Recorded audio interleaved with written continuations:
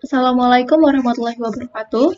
Perkenalkan, nama saya Kesha Dara Olivia dengan NPM G1A022019.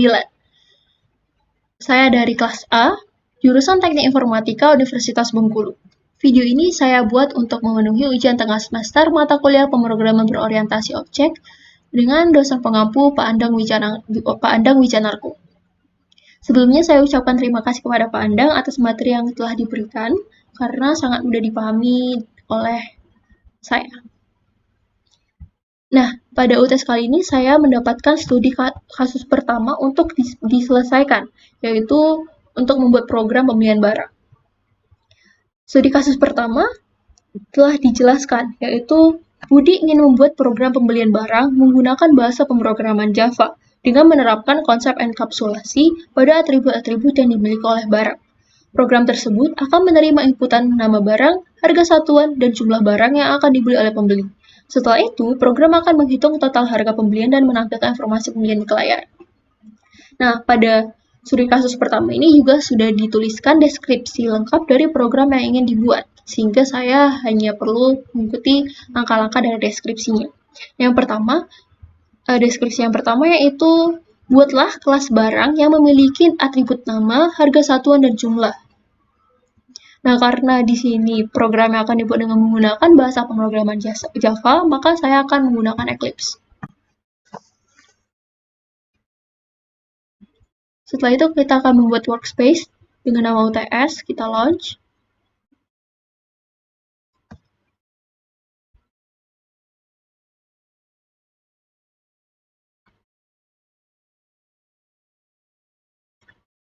Kita besarkan dahulu layarnya. Nah, untuk membuat kelas barang, kita harus membuat Java project-nya terlebih dahulu.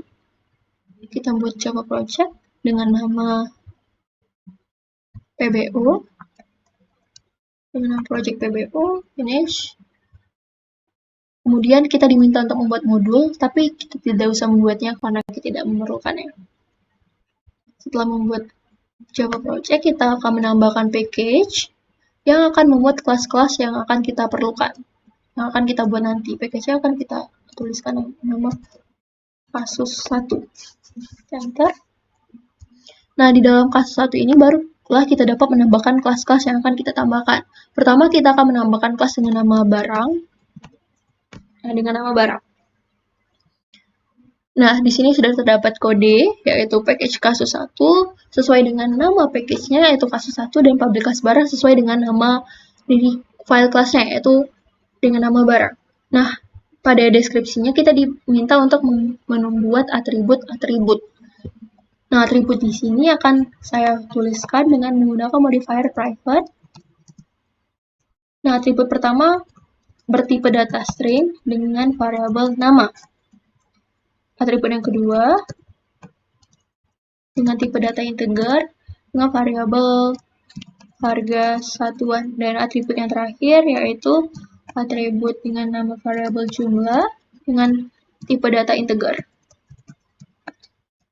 Setelah menuliskan atribut, kita akan menambahkan konstruktor. Nah, konstruktor ini kelak akan menginisialisasi atribut-atribut yang sudah kita tuliskan di sini. Untuk menuliskan konstruktornya, kita akan menggunakan modifier public dengan nama kelas barang, sehingga kita dapat mengakses konstruktor ini dengan menurunkannya dari kelas barang. Kemudian dalam konstruktor barang terdapat beberapa parameter. Nah, parameter yang terdapat pada konstruktor ini meliputi parameter nama dengan tipe data string, kemudian parameter harga satuan dengan tipe data integer, dan parameter jumlah dengan tipe data integer. Setelah itu, kita akan menggunakan kata kunci this. Nah, kata kunci this ini digunakan untuk mengisi nilai dari variabel nama dengan parameter yang terdapat pada konstruktor ini. Nah, contohnya yang pertama saya membuat kata kunci this yang akan mengisi nilai dari variabel nama dengan parameter nama yang terdapat pada konstruktornya ini. Yang kedua, kita akan mengisi nilai dari variabel harga satuan dengan parameter harga satuan. Dan selanjutnya kita akan menambah mengisi nilai dari variabel jumlah dengan parameter jumlah. Nah, setelah kita menuliskan konstruktor, kita akan menambahkan getter sesuai pada deskripsi yang tertera pada soal. Nah, deskripsi pada soal yaitu buatlah atau implementasikan setter dan getter metode pada kelas barang untuk atribut nama, harga satuan, dan jumlah barang. Metode setter hanya bisa diakses oleh kelas barang, sedangkan metode getter bisa diakses oleh kelas lain yang membutuhkan informasi dari kelas barang. Nah, di sini saya hanya akan menggunakan metode getter karena saya memerlukan informasi dari metode getter untuk digunakan pada kelas lain. Apabila saya hanya menggunakan metode setter, saya tidak dapat mengakses nilainya pada kelas yang lain. Untuk metode getter, kita gunakan modifier. Kita akan menggunakan modifier public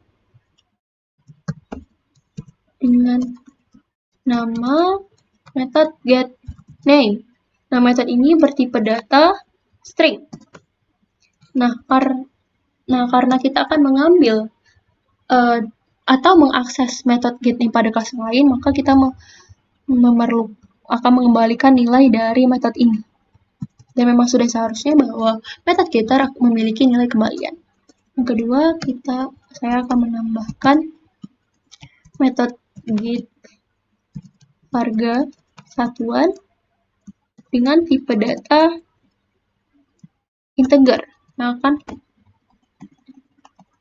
tipe data integer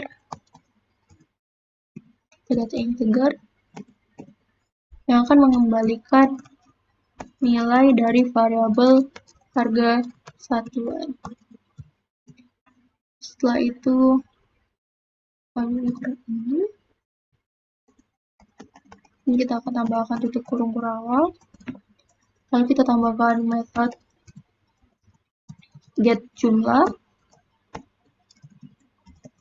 dengan tipe data integer yang akan mengembalikan nilai dari variabel jumlah.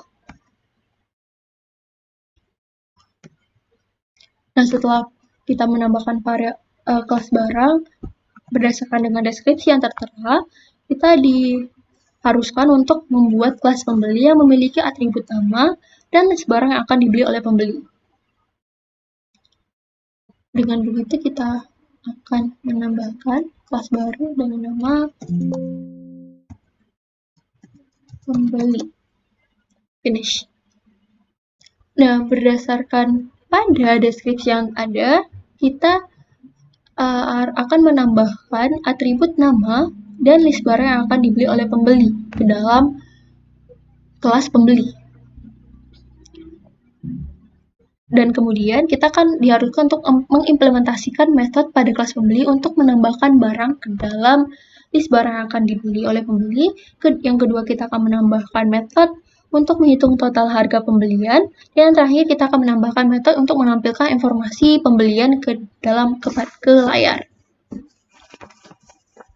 Nah, dengan begitu, pada kelas ini, karena kita akan menambahkan list, maka kita akan mengimport Java util array list. Dan kemudian kita akan sini ada typo. Kita akan mengimport Java util list. Nah, gunanya import Java util list di sini, dengan menggunakan ini kita dapat menambahkan elemen dan mengakses elemen dari list yang telah kita buat. Nah, kemudian di sini sudah ada public class pembelinya. Lalu pertama-tama kita akan menambahkan atribut dengan modifier private, yang berarti atribut itu yang kita tuliskan hanya dapat digunakan pada kelas pembeli. Private atribut dengan variabel nama yang bertipe data string, lalu atribut list yang diambil dari kelas yang nilainya diambil dari kelas barang dengan nama barang list, sehingga kita telah memiliki atribut untuk list dengan nama barang list yang nilainya atau elemennya diambil dari kelas barang. Setelah menambahkan atribut, kita akan menambahkan konstruktor dengan modifier public. Nah, modifier public dan konstruktor ini namanya sesuai dengan nama kelasnya, yaitu pembeli, dan memiliki parameter nama.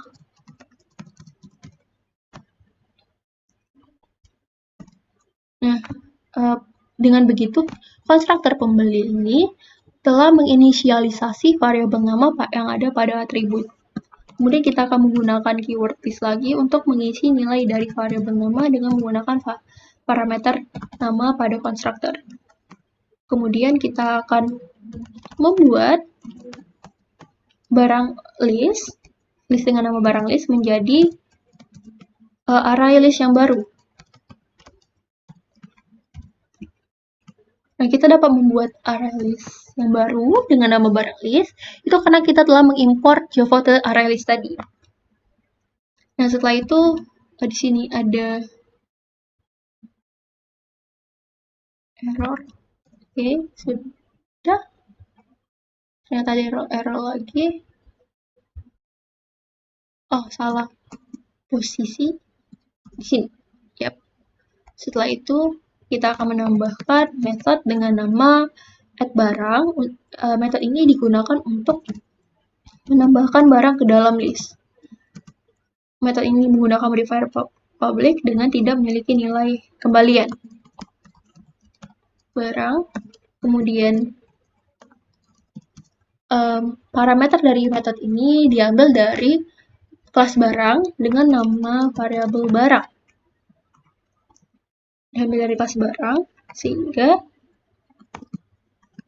ketika kita mengakses method ini, maka akan dieksekusi program ini, yaitu kita akan menambahkan variabel barang yang ada pada kelas barang itu ke dalam list barang list.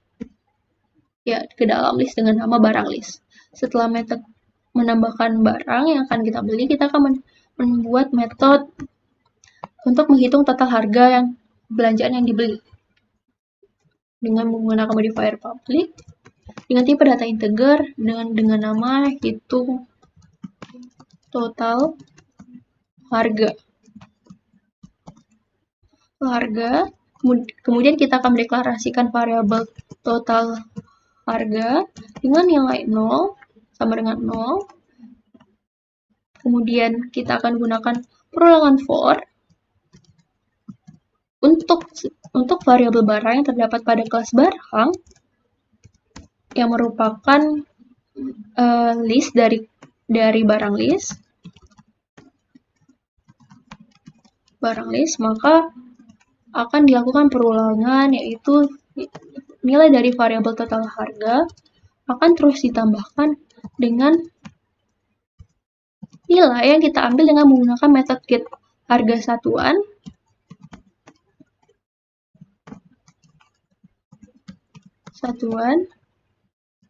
kemudian dikalikan, yang akan dikalikan dengan nilai yang diambil dengan menggunakan metode get jumlah. Nah, kita dapat mengambil nilai dengan menggunakan metode get ini karena pada kelas barang metode get memiliki nilai kembalian. Nah, metode get harga satuan memiliki nilai kembalian harga satuan, sehingga kelak kita dapat mengalihkan nilai dari harga satuan dengan nilai dari jumlah. Lalu kita akan menuliskan kode return yang akan mengembalikan nilai dari variabel total harga. Sehingga ketika kita mengakses metode ini, metode hitung total harga, kita akan mendapatkan atau ya kita akan mendapatkan nilai dari variabel total harga. Ya.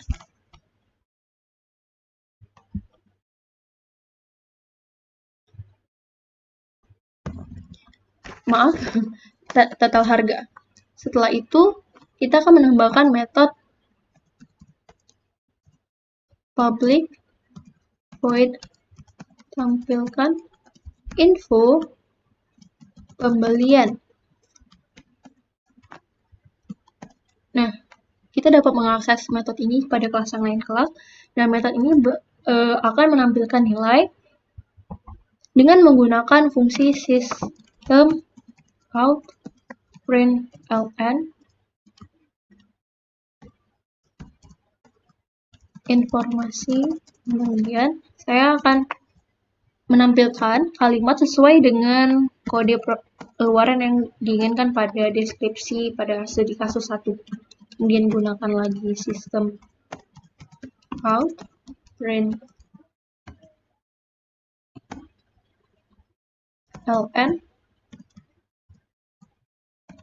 nama pembeli. Kemudian kita akan memanggil variabel nama. Lalu kita gunakan lagi fungsi system out println yang akan menampilkan daftar barang yang dibeli. Setelah menampilkan ketiga kalimat ini, kita akan gunakan kembali perulangan for, sama seperti pada metode hitung total harga, yaitu untuk variabel barang pada kelas barang yang merupakan elemen dari list barang list. Maka setelah itu kita akan menambahkan fungsi system out println untuk menghasilkan luaran berupa kalimat total harga yang akan mengambil nilai dari hitung total harga. Setelah itu, setelah kita membuat dua kelas, yaitu kelas barang dan kelas pembeli, saya akan membuat kelas main class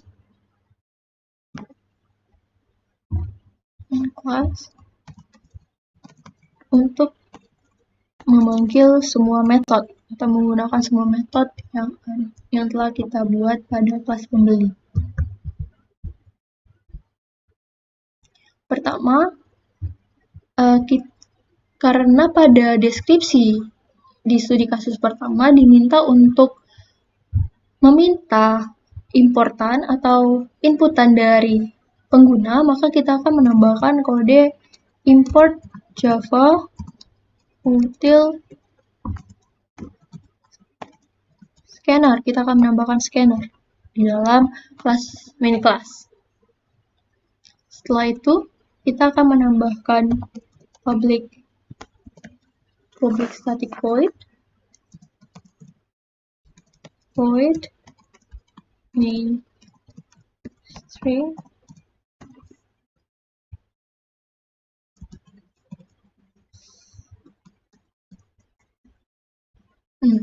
Nah, public static void ini merupakan sebuah metode yang digunakan untuk menjalankan program. Sehingga apabila kita menambahkan metode atau memanggil metode ke dalam di bawah metode ini, maka dapat dijalankan. Program akan dapat dijalankan. Pertama, kita akan membuat scanner dengan menambahkan scanner yang dengan nama baru, itu dengan nama masukan scanner system in. Setelah itu kita akan menggunakan fungsi system out println untuk menampilkan kalimat program pembelian barang sesuai dengan output yang diharapkan dari deskripsi studi kasus 1. Kemudian kita gunakan juga fungsi system out println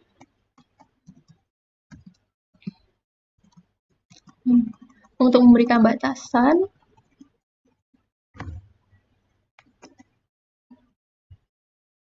sini terdapat error, sudah hilang errornya.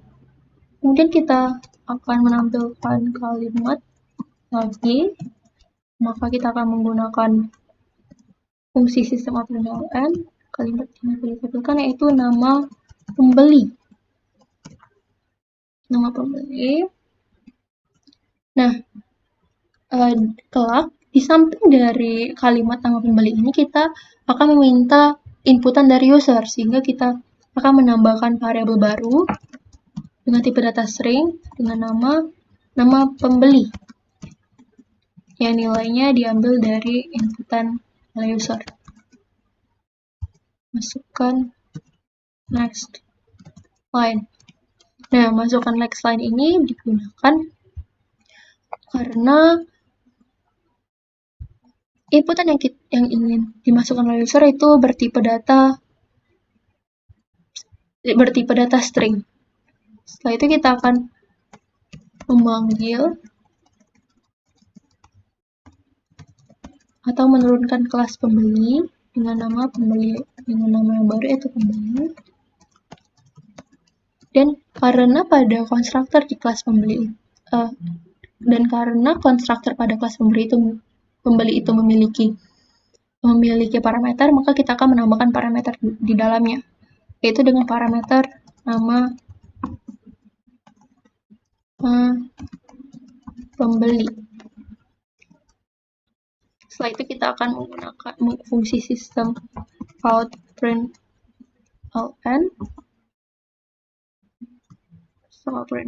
untuk menampilkan kalimat masukkan jumlah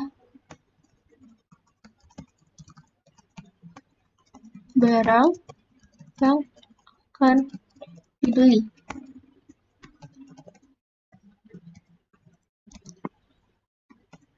Kemudian kita akan menggunakan scanner lagi untuk variabel jumlah, masukkan next line.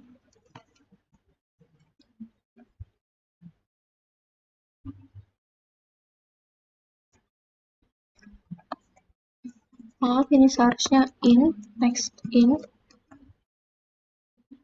karena kita menggunakan next in karena tipe data dari variabel jumlah itu bertipe data integer. Lalu kita akan menambahkan perulangan for di sini. Perulangan for untuk variabel yang bertipe data integer bernilai 1 akan bernilai true apabila variabel i nilainya kurang dari sama dengan variabel jumlah. Dan apabila bernilai true, maka variabel i akan terus ditambahkan dengan 1 di setiap perulangannya. Nah, apabila perulangan for bernilai true, maka akan menjalankan fungsi kode di bawahnya atau program di bawahnya. Pertama, kita menggunakan fungsi system out println untuk menampilkan nama dari barang yang akan kita beli. Kemudian kita akan meminta inputan dari user untuk variabel nama barang, string nama barang, masukkan next line. Kemudian kita akan menampilkan luaran berupa kalimat println harga satuan. Kemudian kita akan meminta inputan dari user lagi untuk variabel harga satuannya yang bertipe data integer.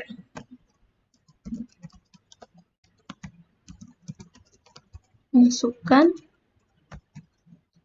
next in.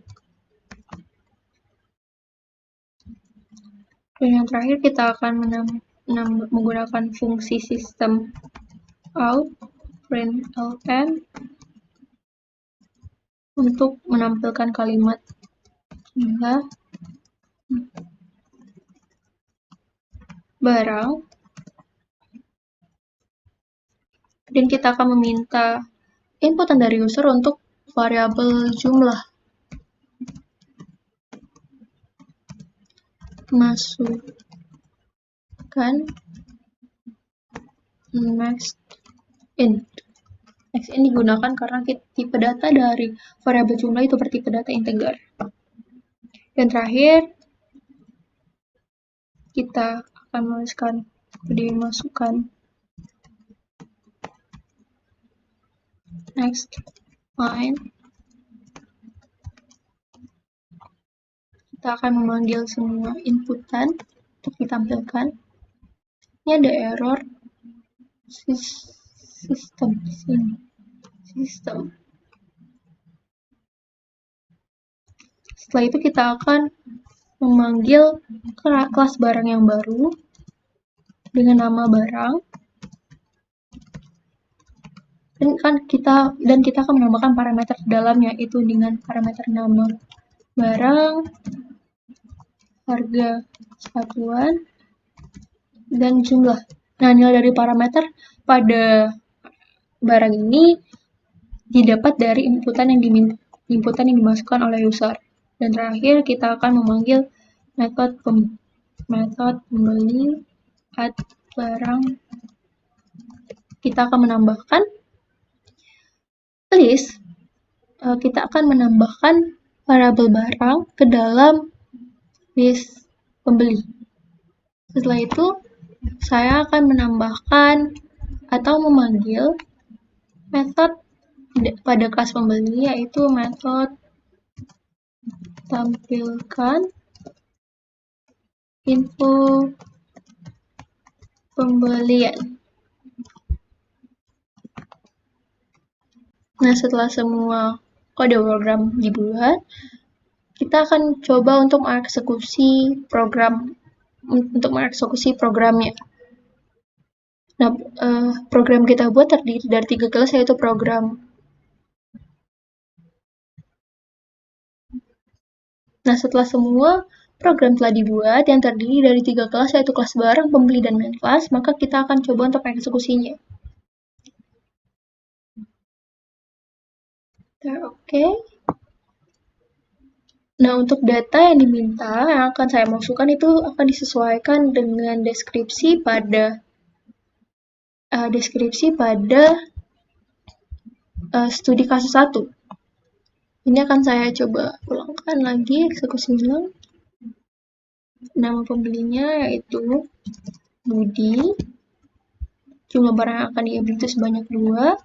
Kemudian nama barangnya sepatu. Harga satuannya 150.000. Jumlah barang yang 1. Kemudian nama barang selanjutnya yang akan Budi beli yaitu tas. Tas, harga satuannya 75.000. Jumlah barangnya sebanyak 3. Dan kemudian akan ditampilkan informasi dari pembelian oleh Budi, yaitu nama pembelinya Budi, daftar barang yang dibeli itu sepatu sebanyak 1 dengan harganya 150.000 per sepatu, sepasang sepatu. Kemudian ada tas, ia beli sebanyak 3 buah tas dan harga satuannya 75.000, sehingga total harga yang Budi harus bayarkan yaitu sebanyak 375.000. Baiklah, itu saja video untuk memenuhi ujian tengah semester mata kuliah pemrograman orientasi objek dari saya. Terima kasih. Assalamualaikum warahmatullahi wabarakatuh.